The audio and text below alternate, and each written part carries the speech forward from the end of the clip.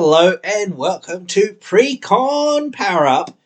Here on this episode, we are going back in time before this channel even was putting up Precon Power Ups. We're doing the Land's Wrath Precon Power Up. So this is the first time that I've done one of these as well. Hey, here we go. I like to try different things. I want to see what people kind of like or what ideas people really latch onto. And I hope this is a good idea that people will like because, hey, we didn't actually do this deck when it actually came out. There's certainly been some things that have sort of come out in the last few years that have probably made this deck a whole lot better. There isn't been 100,000 things, but there's certainly been a lot of really good things. Now, of course, if you had have kept this precon or if you had have had this commander lying around, you could have just like taken the cards in and taken the cards out.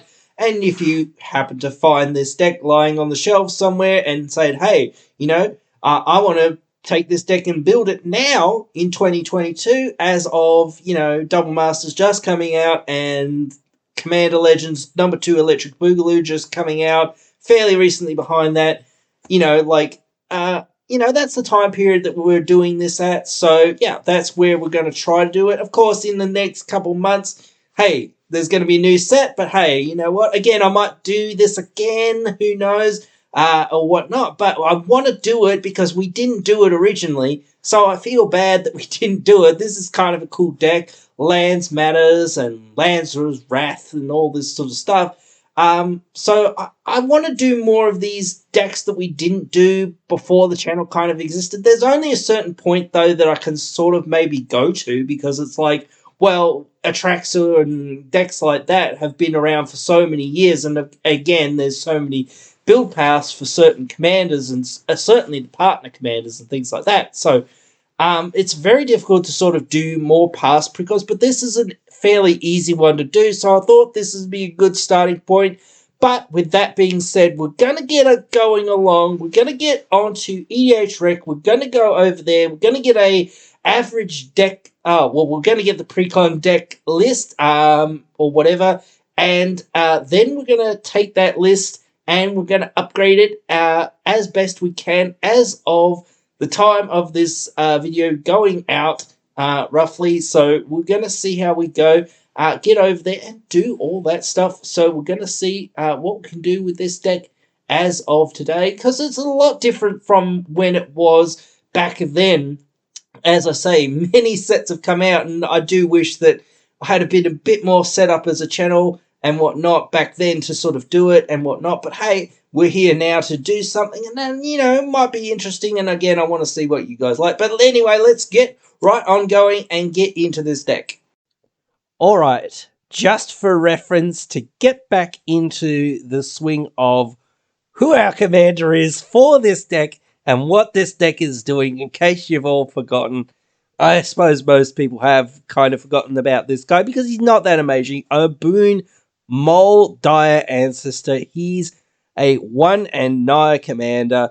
3/3 at the beginning of combat on your turn, up to one target land you control becomes a XX elemental creature token with trample and haste until end of turn, where X is Oboon's power. It's still a land. Whenever a land ETBs under our control, we can put a +1/+1 counter on a creature, mostly putting it on Oboon so that we can mostly buff up our lands when we do. So that's the idea of this original commander and of this deck. Play lots of stuff, buff up Oboon, make our lands into creatures until end of turn, and punch people with Oboon and our lands. So that was the idea of this deck originally. So what are we going to do with this deck now? Alrighty, so now we're on the Oboon recommended page, and we've got some decent cards here, some decent suggestions and whatnot. We certainly need mana in the early games and things like that. We want to play extra lands as well. We also want to put counters, as many as possible, onto our commander so that we can get him as big as possible, as quickly as possible, or we want to use some equipments maybe to buff him up really quickly so that we can then also get our lands to be hitting our opponents and whatnot. Obviously, Felidar Retreat does a whole lot of stuff that we do want. This came out in the Zendikar set. It was a really great card anyway, but certainly it's a card that we probably would want in this deck if we were building it still today. I like Druid class personally, but I don't think the gain life is very relevant, and it is 5 mana to eventually get that additional land play, so we could play other things that are a bit better. Lotus Cobra, again, another card from Zendikar. It's a decent card, certainly, and I don't like floating mana type cards unless it's your commander for the most part, but it certainly is a useful card sometimes, but there's certainly other cards that we could be certainly using as well, like Rampant Growth and things like that to still get our mana, or Timeless Provisioner and things like that that keep our mana around at least, so there's other things. There's certainly a lands or landfall strategy or sub-theme in this deck, so you could play things like Fireleth, Avenger of Zendikar, and Scoot Swarm, though that's not really the direction of the deck specifically, but that could be a sub-theme if you really want to get into it. Azusa, great, playing those extra lands, but we've got to have extra lands to play. Ramanap, if we have lands in the graveyard, we can play them back from the graveyard. We need a lot of fetch lands and things like that to really make him really good, but he can be useful. Ancient Green Warden is sort of the best of Ramanap Excavator, I think. I think I'd take Ancient Green Warden over Ramanap because it just does a whole lot more, and it is a 5/6 with reach, and nearly everyone forgets that it has reach as well. So that's really useful, and it doubles our landfall ETBs. So again, when we get one landfall, we get 2 counters on our commander, which is really useful. More ag, extra combats and more damage output, both really good. So those would be things we would want. Sakura Tribe Elder, obvious include, just a nice little card. Gets us that early land play. Later on, it gets us more land plays and a counter on our commander. As I said, Timeless Provisioner, pretty good to give us extra mana. Kadama of the West Tree is actually probably a very decent option here because our commander is going to have counters on it. So when it hits a player, we can ramp, so we then can buff up our commander even more to get even more lands into play and do even more stuff the next turn. Black Raid Reforged, amazingly good for what we're doing. Now, we could play a lot more lands in this deck, so Renin 7 could be really good, but again, we are playing a lot of cards that we might not be able to easily recur from our graveyard, so I wouldn't want to play it in this deck unless you've got a lot of graveyard recursion, or a lot of ways to shuffle in cards from your graveyard to your library. So that would be a card that I might just avoid unless you're playing some sort of graveyard-based deck. Although you could just avoid that mode, but I would think that that's the most useful mode, to be honest, the tick-up of mode. Plus, you kind of want to get the ultimate. But then again, Planeswalkers are one of those things that they are targets for being killed. So again, it's sort of tough to look at like that. We can play a Shire. A Shire is pretty darn good, letting us make our creatures that we do play into mana dorks and whatnot. Triggers any other landfall abilities, including our commander, which is pretty useful. Again, from the Zendikar set, so that's pretty useful. Rada, letting us look at the top card of our library and let us play lands, pretty useful. Farseek, obviously, decent card now. We could go down this Sylvan Awakening plan of trying to turn our lands all into creatures and whatnot. But I don't know. That is certainly a plan that we could look at. But I really feel like we want to focus on buffing our commander and then doing other stuff as well. Nissa can again make our lands into creatures, can double our green mana. Its emblem's pretty darn good. Yeah, so it could be useful, certainly. Valakut Exploration, whenever we get a land, we can essentially get a exile-based redraw effect, so that can be useful. Augur of Autumn's just an amazing card that certainly would be a serious contender for a deck like this. I don't love Yasharn. I know some people really like Yasharn. When we can play additional lands, it's pretty good. Its other abilities aren't that amazing. It's usually just a 4/4 that sits there and doesn't do a whole lot for the most part. So I never really am that impressed with it. But that's just me. Some people find that it's really useful, but I just never find that it's actually that useful, so I never really play it. Trophy Stomper, pretty darn good. Reshape the Earth, pretty darn good. Getting 10 lands, buffing our commander by 10, pretty darn good. And it can get any lands, so that's pretty darn useful as well. Although, again, we're not running that many specialty lands, but just being able to get any 10 lands is still pretty useful as well. Tireless Tracker, just for more card draw for the most part, making clues whenever we play lands, pretty useful. Path to Exile, just decent removal, etc. All of that sort of stuff. Dryad of the Elysian Grove, letting us play extra lands, pretty good. Kadama actually is an interesting card as well, because it sort of technically lets us play 2 additional lands and lets us also double spell or even quadruple spell sometimes, and sort of doubles our mana sometimes as well. It's a very weird card that sort of does a whole lot of just everything. That's a really useful card. Exploration, certainly a useful card.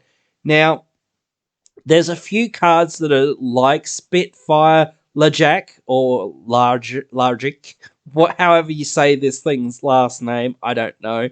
But that's not what we're doing. But if you want to go down more of I'm going to burn people out route rather than a tokens route, you could certainly do that as well, because again, it's much more efficient than making tokens, just dealing that damage to your opponents, whatnot.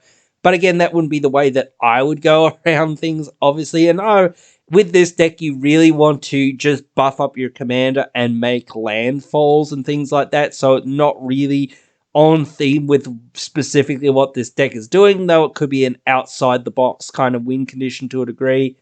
Balagad Recovery, obviously another really great card as well. I'm not too hyped on Courser of Crufix. Yes, let us play the top card if it's a land. Gain life for landfalls. But I just don't really like it that much. It's one of those cards that just doesn't do it for me. Now, I'm just going to quickly scroll through some of this stuff. See if I haven't missed anything. Oh, Cultivated Colossus.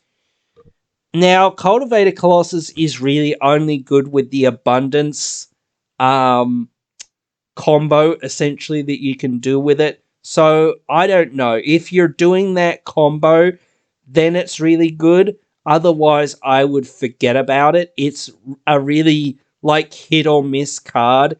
And I think Uvenwald Hydra, the one that basically, when it enters, you go and fetch any land from your deck, is just a whole lot of a better, more consistent card.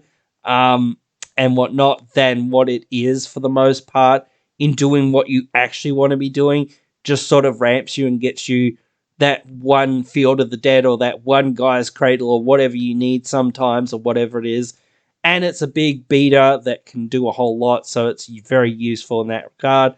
Now, I'm not going to go through the lands that we would add too much to this deck, But of course, you want any lands like Fable Passage, Terramorphic Expanse, any of the fetch lands essentially that can get you extra land plays. And of course, you want any good lands that you can afford, because again, as I say, with some people, they can't really afford. They're on a $5 budget, they're on a $10 budget, whatever it is.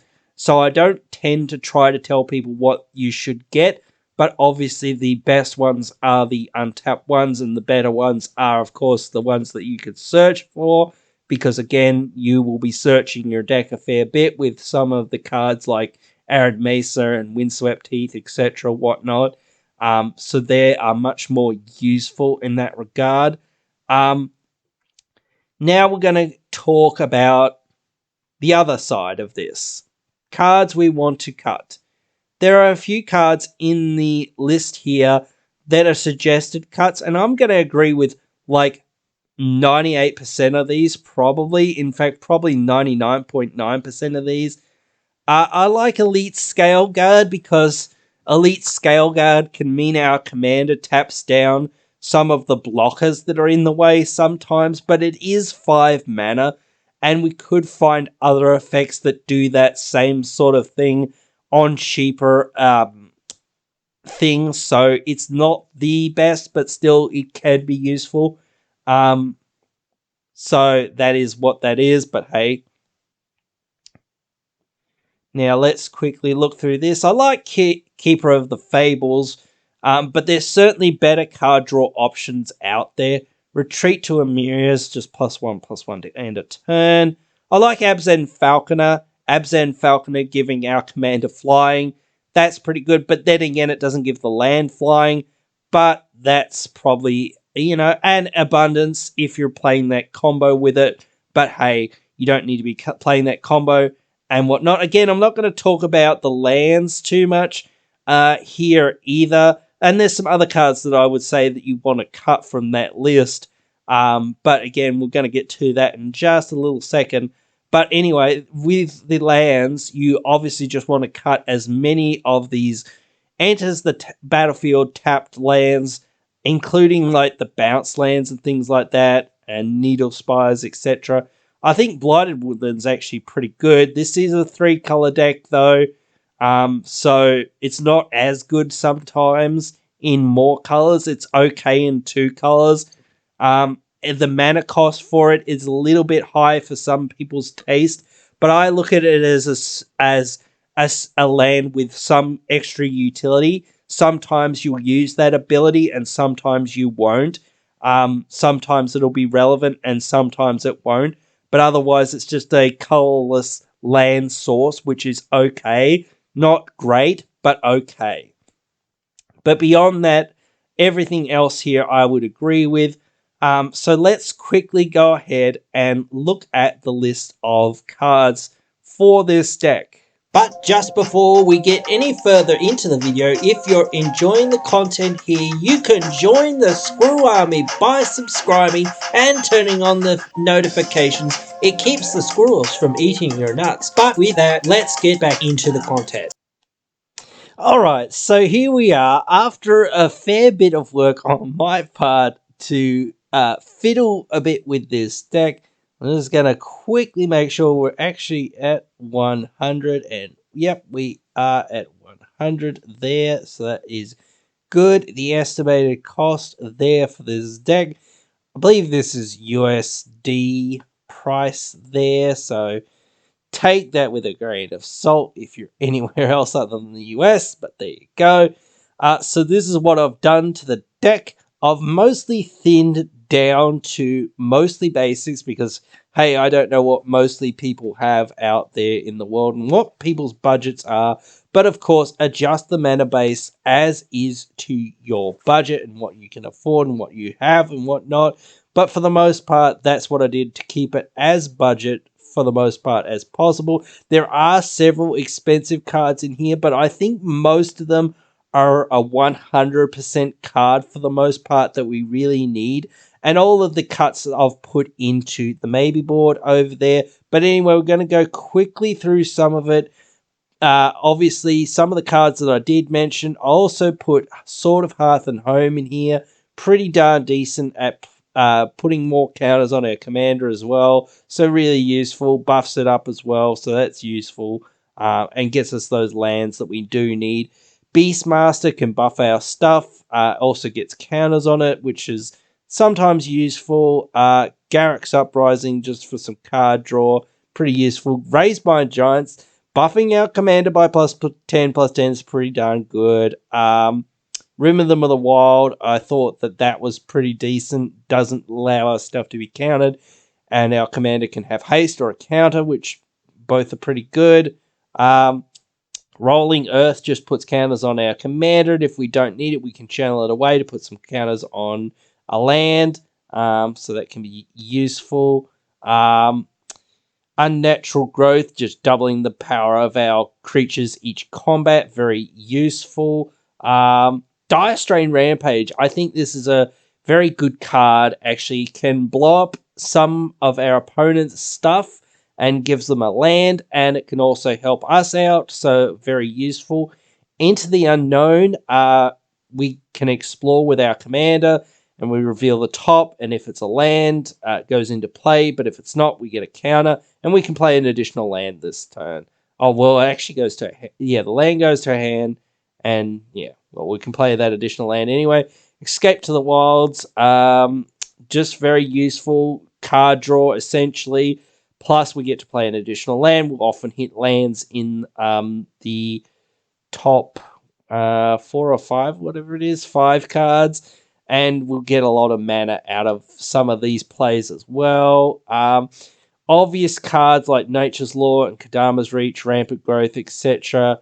I also put in Scale the Heights, just puts counters on our commander. We gain life, and we can play additional land this turn, and we also draw a card, which is also all useful.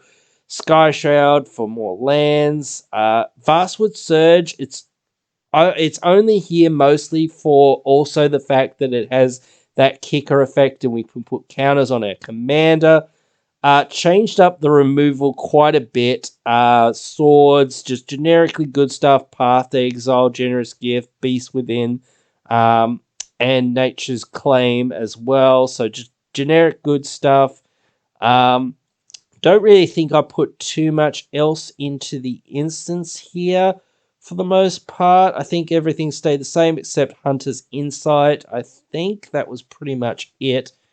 So yeah, then let's go through the creatures. I think we've covered most of what was going in here. I think maybe only a couple cards really did not sort of cover. Cloth of Avernus gets us extra combats, really useful. So more of our stuff can attack. So that's really, really good. Lizelle, putting more counters on our stuff, very useful as well. And that includes any permanents, so that's pretty useful. So yeah. What else do we have in here that we added? I don't think there was much. I think that was about it. Yeah, I think that looks like that was about it. I'm not going to go through what we took out. You can sort of see a lot of it in the maybe board over there, but that's pretty much it. You know, like these old cards, a lot of them I cut. I kept Sol Ring, even though I'm not a huge fan of it. I know how good it is, and I know people will probably say that I'm wrong for taking it out. And there's certainly good cards in here. And if you were building a token-based deck like, you know, Omnath, Rampaging Baloths, etc., all that sort of stuff, I would 100% like go for that. Zendikar's Royal, a couple other cards that are here. But there's just so much that's just like very meh for the most part. I was kind of thinking on, I can't remember which card it was now. Treacherous Terrain. Yeah. That deals damage to each opponent equal to the number of lands that player controls. Could be a good late game finisher, and it's got basic land cycling. I thought that would be okay to keep in the deck.